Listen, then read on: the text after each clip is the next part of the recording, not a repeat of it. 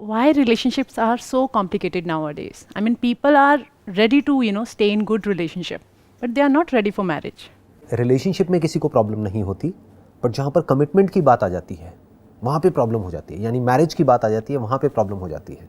They don't want to be with one person for the entire life.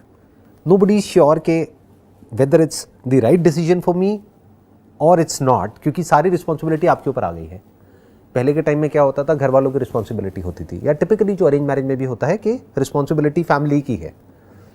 कल को कुछ गलत हुआ भी तो फैमिलीज आपस में बात कर लेती हैं. But when it comes to making your own decisions, that's going to be extremely complex. फिर चाहे वो रिलेशनशिप हो चाहे करियर हो, क्योंकि डिसीजन में इम्प्लाइड है कि वो डिसीजन गलत भी हो सकता है. करेक्ट. जैसे इंडिया में अगर आज की रेट में हम देखते हैं तो जो डिवोर्स रेट है वो बढ़ता चला जा रहा है. पहले के टाइम में इतना नहीं होता था. बेसिकली पेशेंस मिसिंग है. सबसे ज़्यादा जो मिसिंग है बेसिकली आज की डेट में वो है कि वी डोंट नो एग्जैक्टली कि हमको किस तरह का इंसान चाहिए अपनी लाइफ को स्पेंड करने के लिए. तो ये तो पहले भी नहीं पता था. पहले हम ऐसा सोचते ही नहीं थे कि मेरे को कैसा इंसान चाहिए. वो डिसीजन कोई और लेता था. अब आपको खुद को लेना है डिसीजन, तो now you need to figure out. जैसे फॉर एग्जांपल पहले के ज़माने में क्या होता था, करियर आप खुद नहीं चूज़ करते थे, उनके घर वाले उनको बता देते हैं कि तुम्हें यही करना है. मानो ये सरकारी नौकरी करनी है तो करनी है, किसी भी तरह से तुमको क्रैक करना है. तो उनके खुद के माइंड में कन्फ्यूजन नहीं होता है. हाँ, अगर उनका क्वेश्चनिंग माइंड है, वो एक्चुअल में इंटेलिजेंट है, तो वो क्वेश्चन पूछेंगे कि यही क्यों करना है, वो क्यों नहीं करना है, इतने सारे ऑप्शंस है. बट जैसे ही वो ऐसा क्वेश्चन पूछेंगे तो ये मत समझो उनकी लाइफ अच्छी हो जाएगी. उनकी लाइफ और कॉम्प्लिकेटेड हो जाएगी शॉर्ट टर्म में. लॉन्ग टर्म में देयर इज अ पॉसिबिलिटी कि वो कुछ अच्छा कर पाएंगे, बट शॉर्ट टर्म में there is going to be lot of conflict, lot of turmoil. Because एक तरफ से उनके पेरेंट्स होंगे जो उनके ऊपर प्रेशर क्रिएट करेंगे कि हमारे हिसाब से चलो, एक तरफ से उनको खुद को करना है, प्लस उनसे गलतियां भी होंगी. अब गलतियां जब होंगी तो और ज़्यादा सब लोग मिल करके उसको रियलाइज़ कराएंगे कि देखो तुमसे गलती हो गई. ट्रू. तो बेसिकली ये जो सारी की सारी जो प्रॉब्लम है ना, चाहे रिलेशनशिप हो चाहे करियर हो, दोनों इंटर रिलेटेड है. क्योंकि अल्टीमेटली क्या है, एक decision, commitment to one thing और one person. It boils down to कि भाई हमको डर लग रहा है डीप डाउन कि कहीं मेरा डिसीजन गलत ना हो जाए. तो कैसे क्लैरिटी दी जाए कि आप जो सोच रहे हैं, या तो उस पर रिसर्च की जाए उस टॉपिक पे, या प्रोबेबली अगर आपको कोई पसंद है तो पहले उसे टाइम दो, उसको ऑब्जर्व करो क्या करना चाहिए, जिससे आपको क्लैरिटी हो कि ये जो मैं चॉइस करने वाली हूँ अब ये मेरे लिए है और अब मैं इससे पीछे नहीं हटूंगी. ऐसा कॉन्फिडेंस कैसे आए? देखो, सबसे पहले स्टेप में तो चाहे वो लव मैरिज हो या अरेंज मैरिज हो, गिव इट सम टाइम. एकदम से हाँ मत करो, बिकॉज द मोमेंट यू से येस तो फिर सब कुछ बहुत कॉम्प्लिकेटेड होने वाला है.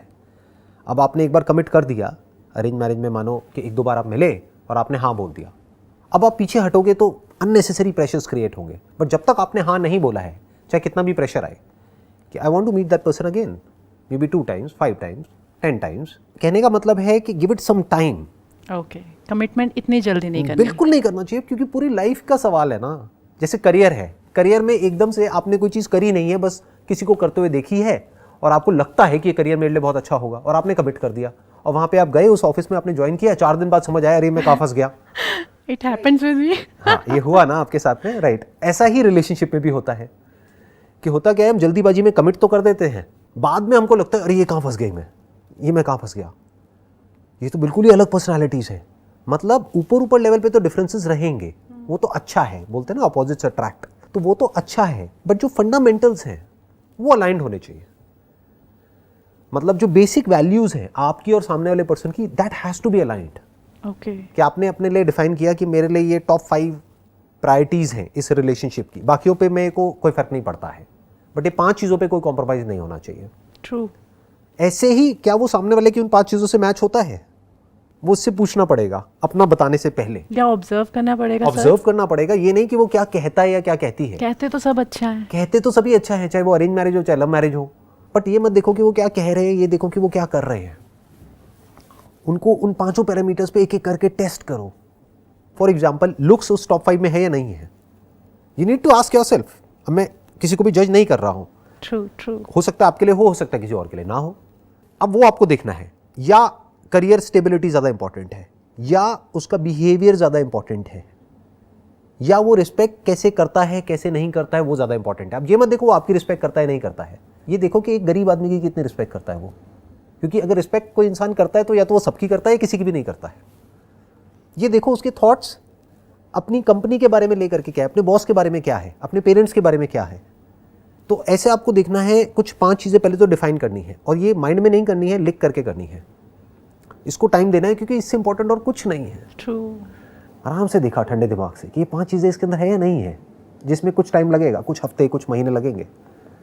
Got you. और इतना कुछ महीने तो देना बनता है ना, एक पूरी लाइफ का कमिटमेंट है। True. So my next question is, do you think it's okay to go for inter-religion marriage? I mean, although it's accepted now culturally, and we are very free now to choose our partner, but I can see that still parents are not ready for inter-religion marriage for their own children. वो अपनी जगह पर ठीक है, मैं उनको पूरी तरह से गलत नहीं कहूँगा, क्योंकि कंपैटिबिलिटी जिसकी हम बात कर रहे हैं ना, what is a relationship? It's basically a compatibility between 2 people and their families. Okay. क्योंकि आप अकेले तो एग्जिस्ट करोगे नहीं, आप सबके साथ में ही करोगे ना। We are all social beings, you don't exist as an individual. ये एक मिथ है कि मैं इंडिविजुअली एग्जिस्ट कर सकता हूँ या कर सकती हूँ। अगर इस पूरे प्लेनेट पे आपको अकेले छोड़ दिया जाए तो आप कुछ नहीं कर सकते। You need people to survive, True. You need people to support you, you need people to help you. तो एक टीम की ज़रूरत पड़ती है, लोगों की ज़रूरत पड़ती है, फ्रेंड्स की ज़रूरत पड़ती है, रिलेटिव्स की ज़रूरत पड़ती है। तो बेसिकली क्या होता है, इंटर रिलीजन में आप ये कह सकते हो एक तरह का ग्रुप हो गया, तो वो अपने ग्रुप से आइडेंटिफाइड है, तो वहाँ पर एक दूसरे के साथ में जेलअप करना बहुत आसान हो जाता है, क्योंकि बहुत कुछ कॉमन होता है वहाँ पर डिस्कस करने के लिए। प्लस उन्हें ये पता है कि सिर्फ उनके स्टैंड पॉइंट से नहीं, आपके स्टैंड पॉइंट से भी you will be more comfortable in the kind of environment, जिस तरह के एनवायरनमेंट में आप बड़े हुए हो। एकदम से आपको ले जाके एक अलग एनवायरनमेंट में डाल देंगे तो you will start feeling uncomfortable. तो if you are ready for this discomfort in the short term, क्योंकि नई आदत कोई भी हम चेंज करते हैं ना तो उसमें डिस्कम्फर्ट होता है। फॉर एग्जाम्पल, आप बचपन से ही पहाड़ों में रहे हो, माउंटेन्स पर रहे हो, हिमालय में रहे हो, और बहुत एक ठंडे एटमोसफेयर पर रहे हो। आपको एकदम से ले जा करके रेगिस्तान में शिफ्ट कर दिया जाए जहाँ पर टेम्परेचर बहुत ज़्यादा है, तो क्या होगा? Yeah, it will take some time. तो ये पता होना चाहिए।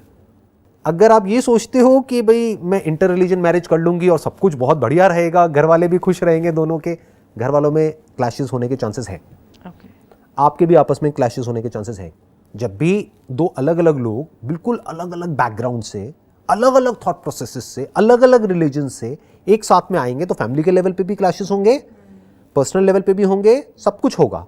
बट ये पहले से क्लियर होना चाहिए कि हमारे लिए जो इंपॉर्टेंट है इस रिलेशनशिप में वो ये 5 चीज़ें हैं, वो 5 चीज़ें तुम में भी है, मुझ में भी है। तो वो जो क्लैशेस आएंगे वो कुछ टाइम तक आएंगे, पहले से पता होना चाहिए, ताकि जब क्लैश आए तो आप एकदम से ये ना हो जाओ कि ये क्या हो रहा है। True. तो आपको पता होगा कि कुछ महीनों तक प्रॉब्लम रहेगी, 2, 4, 6 महीने, मैक्सिमम 1 साल। सब कुछ सेटल होने में टाइम लगेगा। जैसे कुछ आंधी तूफान आएगा तो वो कुछ दिन तो रहेगा, but you must be mentally prepared to face that. If you are ready for it then it's okay. आप दोनों तैयार हो कि प्रॉब्लम्स आएंगी। अगर दोनों बहुत मैच्योर हैं तो क्या ऐसी कंडीशन में इस चीज़ को सोचा जा सकता है या नहीं? सोचा जा सकता है, that's what I am saying, कि मतलब उसमें कोई बुराई नहीं है किसी ऐसे पर्सन के साथ शादी करने में जो कि बिल्कुल ही एक अलग बैकग्राउंड से आ रहा है। आप तो रिलीजन की बात कर रहे हैं, I am talking even about nationality for that matter, कि आप इंडियन हैं और कोई है जो मान लो अफ्रीकन है या यूएस से है या यूके से है या कहीं और से है, तो एक तरह से 2 अलग अलग कल्चर्स हो गए ना। True. तो you can even get married to that person, बशर्ते If you are ready to if accept. you are ready to face the challenges that you are going to face in the short term and even in the long term, आपको ये ready होना पड़ेगा। बिल्कुल ऐसा है जैसे आप gym join करते हैं नया नया, तो आपको पता है कि जो शुरू के कुछ महीने हैं वो बहुत मुश्किल होने वाली है, बहुत पेन होने वाला है, तो you have to go through that pain. तो if you are mentally ready for it तब तो आप जिम में टिकोगे, नहीं तो जिम को छोड़ दोगे 4 दिन में, जैसे 99% लोग छोड़ देते हैं। तो ऐसे ही अगर रिलेशनशिप में आप बहुत ज़्यादा मेंटली प्रिपेयर्ड हो, आप दोनों ही, कि अब जो भी होगा we will overcome it no matter what, इस अनरियलिस्टिक एक्सपेक्टेशन के साथ में अंदर नहीं जाना है कि नहीं नहीं सब कुछ बहुत अच्छा हो जाएगा। हम एक अनरियलिस्टिक एक्सपेक्टेशन के साथ एक रिलेशनशिप में चले जाते हैं कि हमको एक दूसरे से प्यार है, जबकि इस वर्ड को हमने कभी फिगर आउट नहीं किया व्हाट दिस लव इज। जिसको हम लव कहते हैं वो कुछ नहीं है, वो कुछ टाइम का एक अट्रैक्शन होता है इन मेजॉरिटी ऑफ द केसेस, कि एक दूसरे के एट्रीब्यूट्स की तरफ अट्रैक्टेड है। जब रियलिटी सामने आती है तो लव वव सब मिट्टी हो जाता है। So sir, tell us more about, I heard people say few people are in love with God, and people are love in person also, right? So what is the difference between love with God and love with a person, except this physical intimacy? What is the difference?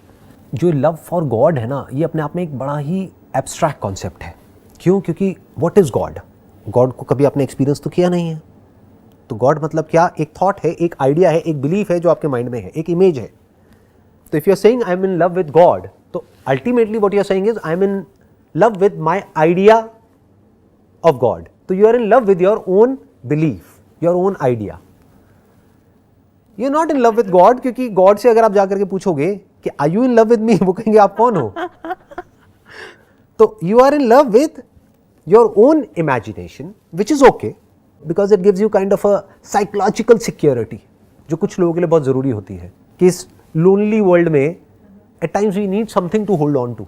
जब सब कुछ छूट रहा होता है, जब बाहर सब कुछ तहस नहस हो रहा होता है, तो we need something to hold on to.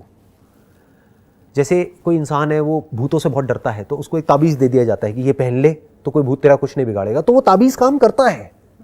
किस लेवल पे करता है? साइकोलॉजिकल लेवल पे करता है. एक्चुअल में कोई भूत से नहीं बचाता है उसको, क्योंकि भूत है ही नहीं, तो भूत से बचाएगा क्या.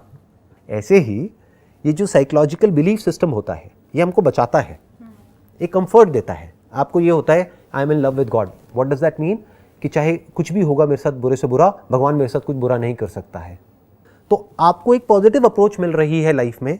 या फिर मे बी आपके आगे कोई आइडल है, किसी मंदिर में आप गए, वहाँ पर जा करके आपने हाथ जोड़े, अपना सर झुकाया, and you just let go कि भगवान अब मेरे से नहीं हो रहा, तू संभाल ले.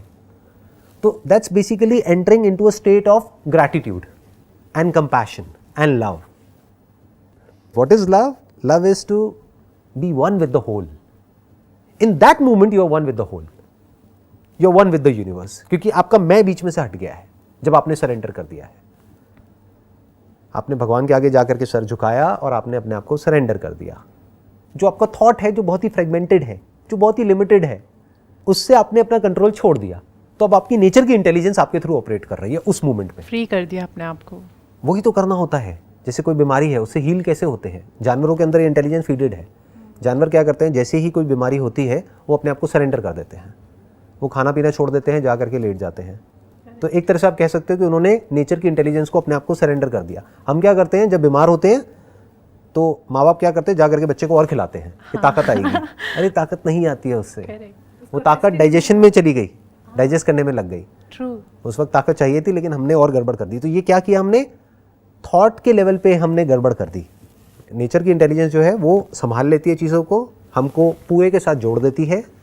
इस जुड़ने को ही योग कहते हैं, जुड़ने को ही प्यार कहते हैं. वाओ. सो कंपैटिबिलिटी आपने बोला, आप मुझे बताएंगे कंपैटिबिलिटी और केमिस्ट्री ये कैसे ज़रूरत है और कैसे अलग है? दोनों बड़ी अलग अलग चीज़ें हैं. एक है केमिस्ट्री. केमिस्ट्री मतलब क्या? कि केमिकल लोचा जो हमारे ब्रेन में होता है किसी को देख करके. You can call it attraction, you can call it, जैसे किसी को देखा तो एकदम से अंदर डोपामिन रिलीज़ हुआ, सेरोटोनिन रिलीज़ हुआ, या कोई केमिकल ऐसा रिलीज़ हुआ, एक फील गुड, एक ऑक्सीटोसिन एक केमिकल होता है. किसी को टच किया तो एक केमिकल रिलीज़ होता है, तो वी फील गुड. तो that you can call it as chemistry. ये केमिस्ट्री जैसे इंसानों में ऑपरेट करती है, वैसे जानवरों में भी करती है. जैसे दो एक दूसरे की तरफ अट्रैक्ट होते हैं, दो जानवर, बिल्कुल ऐसे ही दो लोग एक दूसरे की तरफ अट्रैक्ट हो जाते हैं. उसका जो रीज़न होता है, जो जड़ होती है, वो केमिस्ट्री होती है. But chemistry can create lot of complications in your life as far as a relationship is concerned. Compatibility is a different ball game altogether. Chemistry is a part of compatibility. यानी एक जो intimacy है, physical intimacy है, that is a part of compatibility. मतलब मानो उसके लिए, compatibility के लिए आपको 10 चीजें चाहिए, दो लोगों के बीच में, उसमें से एक केमिस्ट्री है, यानी बायोलॉजी है. तो केमिस्ट्री को ज़्यादा वेटेज नहीं देना है. कुछ भी नहीं है. मे बी 10% केमिस्ट्री हो गया, बाकी का 90% तो कुछ और है ना. केमिस्ट्री आपके बीच में बहुत अच्छी है, but as far as respect is concerned तो कंपैटिबिलिटी नहीं है. सामने वाला आपकी रिस्पेक्ट नहीं करता है, ट्रस्ट नहीं करता है, या आप उस पर ट्रस्ट नहीं कर सकते हो. तो ऐसी रिलेशनशिप का क्या करोगे? ऐसी केमिस्ट्री का क्या करोगे? ये तो और कॉम्प्लिकेटेड हो जाएगी. अब आप क्या करोगे? किसी और के साथ रिलेशनशिप में जाओगे तो इस केमिस्ट्री को उस केमिस्ट्री के साथ कंपेयर करने लग जाओगे. And this is bad. This is really bad. इसको ना क्वांटम फिजिक्स की फील्ड में बोला जाता है, क्वांटम मैकेनिक्स में, what ever is not forbidden is mandatory, is compulsory. यानी क्या कि मान लो पास्ट में आपका किसी के साथ में कोई ऐसा रिलेशनशिप रहा है जहाँ पे केमिस्ट्री पॉइंट ऑफ व्यू से, physical intimacy point of view से बहुत अच्छा था। अब उसको आप भुला तो सकते नहीं, वो मेमोरी में फीडेड है। True. अब आप किसी पर्सन के साथ में गए, कमिट कर लिया, शादी कर ली, बट अब आप उसको बार बार कंपेयर कर रहे हो, तो एक तो आपकी ये रिलेशनशिप खराब हो रही है, प्लस अब there is a strong possibility अब आप यहाँ से हटोगे और अट्रैक्ट हो रहे हो आप उसकी तरफ, जहाँ पर आपको सिर्फ केमिस्ट्री वाइज कंपैटिबिलिटी है, बाकी जो 9 चीज़ें हैं वो सब बेकार है। तो अब ना आप यहाँ के रहे ना वहाँ के रहे, और खुद के तो रहे नहीं। खुद का कैसे रहोगे? Now you are like stuck ना, अब आप बीच में फंस गए, अब आप ना यहाँ हो ना वहाँ हो। तो बेसिकली अब इस सब से कैसे बचा जाए, आपको समझना होगा किस चीज़ की इंपॉर्टेंस कितनी है लाइफ में। जिसकी जितनी है उससे ज़्यादा दे दी तो फंस जाओगे। मैंने आपके एक लेक्चर में आपके एक सेशन में सुना था, जब आप शादी कर लेते हो तो वही सब कुछ नहीं होता है, वो एक रोल है आपका, आपकी लाइफ उससे बहुत बढ़कर है। आप सब कुछ 100% मत सोचो अब यही सब कुछ है, ये नहीं रहा तो कुछ नहीं रहा। राइट। और वो वर्ड्स बहुत पहले सुने थे, 4-5 साल पहले। तो कुछ कुछ वर्ड्स हमेशा आपको याद रह जाते हैं जो आपकी लाइफ में बहुत ज़्यादा स्पेशल होते हैं। It's basically based upon reality, क्योंकि शादी आज की डेट में it's a harsh reality, it's a fact कि इट मे और may not work. There are lots and lots of factors which are involved, क्योंकि अब बात होती है इक्वालिटी की। पहले के ज़माने में ये बात नहीं होती थी। पहले क्या होता था, पति है मतलब परमेश्वर है, चरणों की दासी है and all that stuff, right. सती प्रथा होती थी और वो सब होता था, राइट, कि अगर पति की डेथ हो गई है तो मर जाओ, ये करो वो करो, व्हाटएवर। तो ये सब चीज़ें कहीं ना कहीं डीपली रूटेड थी हमारी सोसाइटी में आज से कुछ सालों पहले तक। बट आज की डेट में क्या है, लड़का लड़की कुछ नहीं होता है, दोनों बराबर है। तो जहाँ बराबर है वहाँ पर क्या आ गया, पार्टनरशिप आ गई। पार्टनरशिप में क्या देखना होता है, बेसिकली कंपैटिबिलिटी को देखना होता है। सो आइडियली क्या होना चाहिए कि चाहे अरेंज मैरिज हो चाहे लव मैरिज हो, एक कंपैटिबिलिटी टेस्ट होना चाहिए, जो कोई न्यूट्रल कोई ऑर्गेनाइजेशन या कोई पर्सन बैठ करके उनका दोनों का कंपैटिबिलिटी टेस्ट करे, जो ना लड़के वालों की तरफ से हो ना लड़की वालों की तरफ से हो, जो ना इसका दोस्त हो ना उसका दोस्त हो। आइडिया मिल गया, राइट। अभी बहुत सारी startup start why not, why not. हाँ, लेकिन आज आई एम के श्योर यहाँ पर बहुत लोग जो अभी देख रहे हैं, ऐसे स्टार्टअप होने चाहिए, आइडियली होने चाहिए। मतलब जब एक ऐसी वेबसाइट है जिसको बोलते हैं, जैसे मान लो शादियों के लिए, इसके लिए उसके लिए बहुत सारी वेबसाइट्स हैं जहाँ से एक लड़का लड़की को मिलवाते हैं। अरे तो उससे ज़्यादा इंपॉर्टेंट ये है कि कुछ ऐसी एक वेबसाइट होनी चाहिए या कोई ऐसी कंपनी होनी चाहिए जहाँ पर पैनल पर साइकोलॉजिस्ट हों जो कि ट्रेंड हो साइकोलॉजी को समझने में, और वो दोनों की साइकोलॉजी को समझे और इसको प्रेडिक्ट करें कि फ्यूचर में इनके सक्सेसफुल होने के चांसेस क्या हैं। उसमें क्या होगा, दोनों से अलग अलग तरीके से क्वेश्चंस पूछे जाएंगे और फिर उसको मिक्स एंड मैच किया जाएगा, कुछ दिन लगाए जाएंगे, उसके ऊपर रिसर्च करी जाएगी। इंटरेस्टिंग। फिर वो अपनी एक फीस लेंगे जो भी रीजनेबल सी होगी। तो ये अपने आप में एक स्टार्टअप भी हो सकता है, why not. So basically sir, आज के टाइम में रिलेशनशिप ले लो या मैरिज ले लो, आगे चल के प्रॉपर एक गिव एंड टेक थ्योरी रह गया है। इट्स लाइक आप मुझे इतना दें, मैं आपको इतना करूँगी। बिल्कुल। तो वो ग्रैटिट्यूड, वो सेल्फलेस सर्विस मिसिंग है। वो अब हो भी नहीं सकती, प्रैक्टिकली पॉसिबल भी नहीं है। उसके पीछे रीज़न है। क्या होता है, वो तब तक ही हो सकती है जब तक एक इंसान का इंटेलेक्ट डेवलप नहीं हुआ है। जैसे फॉर एग्जांपल कोई पर्सन है, वो बात करता है सरेंडर करने की, वो ही कर सकता है सरेंडर जो कि एक्चुअल में भोला है, इनोसेंट है। वो सेल्फलेसली सर्विस भी कर सकता है या कर सकती है।